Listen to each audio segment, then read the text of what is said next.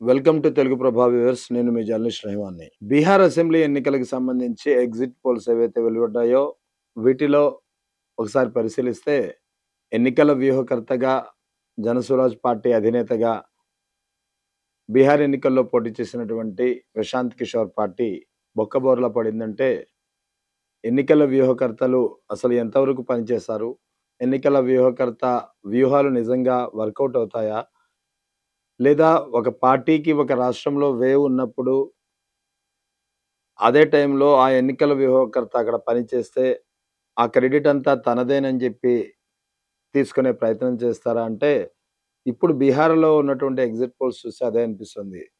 ఎందుకంటే బీహార్ ఎన్నికల్లో ఎప్పుడు ఎన్నికల ఎన్నికల వ్యూహకర్తగా ప్రశాంత్ కిషోర్ గతంలో ఏ ఎన్నికల్లో, ఏ రాష్ట్రంలో ఎన్నికల వ్యూహకర్తగా పనిచేసినా, అక్కడ క్యాస్ట్ ఈక్వేషన్ కోసం, రిలిజియస్ ఈక్వేషన్‌ల గురించి మాత్రమే ఫోకస్ చేస్తూ మాట్లాడడం గానీ, ఆ విభజన అలా చేయడం గానీ జరిగేది.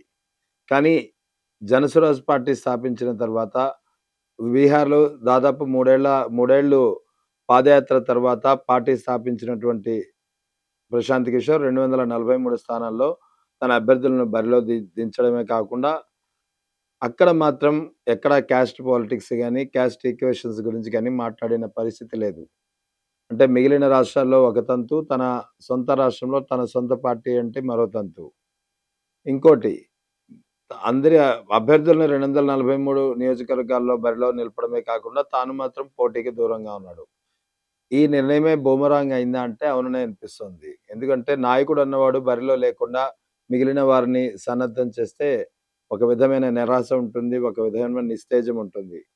సో, బీహార్ ఎన్నికల్లో జనసురాజ్ పార్టీ అధినేత ప్రశాంత్ కిషోర్ బొక్కబోర్లా పడ్డానికి ఎగ్జిట్ పోల్స్ అంచనాల ప్రకారం ఒక్క సీట్ కూడా వచ్చే పరిస్థితి లేదు. వస్తే గిస్తే మాత్రం 1-2 సీట్లు మాత్రమే వస్తాయనే అంచనాలు ఏదైతే ఎగ్జిట్ పోల్స్ సంస్థలు చెబుతున్నాయో అదే నిజమైతే, ఆ ఎగ్జిట్ పోల్స్ ఎగ్జాక్ట్ పోల్స్ అయితే మాత్రం ఖచ్చితంగా ప్రశాంత్ కిషోర్ ఇక తెరమెరుగు కాక తప్పదు.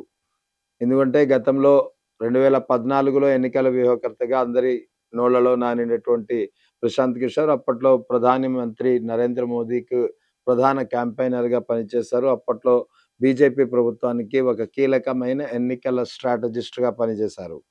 ఆ తర్వాత అప్పుడొచ్చిన పేరుతో ఆ తర్వాత 2019లో వయ ఏపీలో వైఎస్ఆర్ కాంగ్రెస్ పార్టీ ఎన్నికల స్ట్రాటజిస్ట్‌గా పనిచేశారు. ఆ తర్వాత వెస్ట్ బెంగాల్‌లో మమతా బెనర్జీకి అనుకూలంగా ఎన్నికల స్ట్రాటజిస్ట్‌గా పనిచేశారు. ఆ తర్వాత బీహార్‌లో ఇదే నితీష్ కుమార్‌కు ఎన్నికల స్ట్రాటజిస్ట్‌గా పనిచేశారు. సో, ఇతను ఎప్పుడు ఎవరికి ఎన్నికల స్ట్రాటజిస్ట్‌గా పనిచేసినా, ఆయా సందర్భాల్లో ఆయా పార్టీలకు, ఆ గెలిచిన పార్టీలకు ఒక వేవ్ ఉండేది.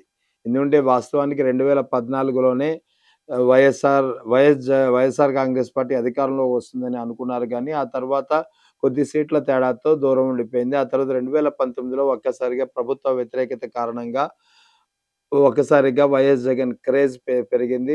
పాదయాత్ర దోహదపడింది. ఆ తర్వాత వైఎస్ జగన్ అధికారంలోకొచ్చారు.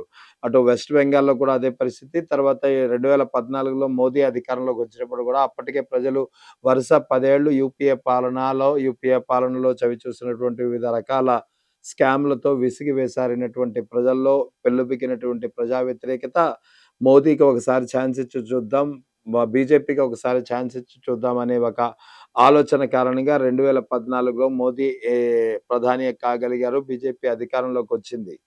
సో, అయితే ఆయా సమయాల్లో అంటే సరిగ్గా వేవ్ ఉన్నప్పుడు ఏ పార్టీలకైతే అతను స్ట్రాటజిస్ట్‌గా పనిచేశారో, ఆ క్రెడిట్ అంతా తనదే అని తీసుకునే ప్రయత్నం బాగా ప్రశాంత్ కిషోర్ చేసేవారని ఇప్పటికే వివిధ సందర్భాల్లో వివిధ రకాల వ్యక్తుల నుంచి ఆరోపణలైతే ఉన్నాయి. ఇప్పుడు బీహార్ ఎన్నికల ఎగ్జాక్ట్ పోల్స్ అయితే మాత్రం ఈ ఆరోపణలు గాని, ఇవన్నీ ఖచ్చితంగా నిజమని అనిపించక మానదు. ఎందుకంటే వివిధ ఎగ్జిట్ పోల్స్ అంచనాల ప్రకారం ఈ ఎగ్జాక్ట్ పోల్స్ అయితే మాత్రం ప్రశాంత్ కిషోర్ పార్టీ అసలు బీహార్‌లో ఉంటుందా అనేది ప్రశ్నార్థకంగా మారనుంది. ఎందుకంటే పీమార్క్ సర్వే ప్రకారం జనసురాజ్ పార్టీకి కేవలం బీహార్‌లో 1-4 సీట్లు వస్తాయి. మ్యాట్రిక్స్ సంస్థ ప్రకారం జనసురాజ్ పార్టీకి 0 అంటే వస్తే 0 అంటే ఒక్క సీట్ కూడా గెలవకపోవచ్చు. అదృష్టం బావుంటే 2 సీట్లొస్తాయి. పీపుల్స్ పల్స్ ప్రకారం 0-5 సీట్లు, పీపుల్స్ ఇన్సైట్ నుంచి ఇన్సైట్ ప్రకారం అయితే 0-2 సీట్లు. ఇక జేవీసీ సంస్థ అయితే 0 లేదా 1 సీటు అంచనా వేస్తుంది. చాణక్య స్ట్రాటజిస్ట్స్ ప్రకారం అయితే జనసురాజ్ పార్టీకి ఒక్క సీటు కూడా గెలుచుకునే పరిస్థితి లేదు.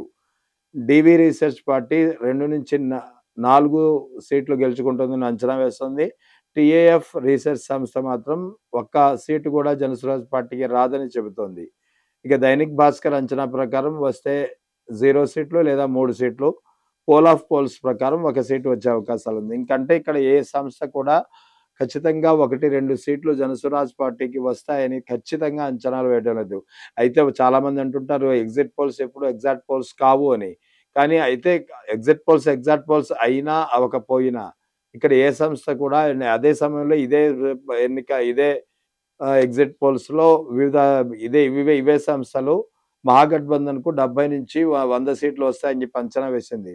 సో, ఒకవేళ ఎగ్జిట్ పోల్స్ ఎగ్జాక్ట్ పోల్స్ కాకపోయినా సరే మహాగఠబంధన్‌కి 0 సీట్లయితే వస్తాయని చెప్పలేదు.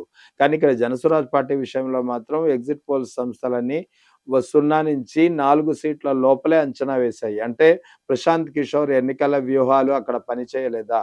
ప్రశాంత్ కిషోర్ ఎన్నికల వ్యూహం పేరుతో ఇన్నాళ్ళు వివిధ పార్టీల్లో, వివిధ రాష్ట్రాల్లో చేస్తూ వచ్చినటువంటి విన్యాసాలన్నీ ఆయా పార్టీల క్రెడిట్ తప్ప ఇతని క్రెడిట్ కాదా అనే సందేహాలు ఇప్పుడు మరోసారి తెరపైకి వస్తున్నాయి. సో, చూడాలి మరి ఈ ఎగ్జిట్ పోల్స్ అన్నీ నిజంగా రేపు నవంబర్ 14న వెలువడినటువంటి ఫలితాల్లో ఎగ్జాక్ట్ పోల్స్‌గా రిఫ్లెక్ట్ అవుతాయా?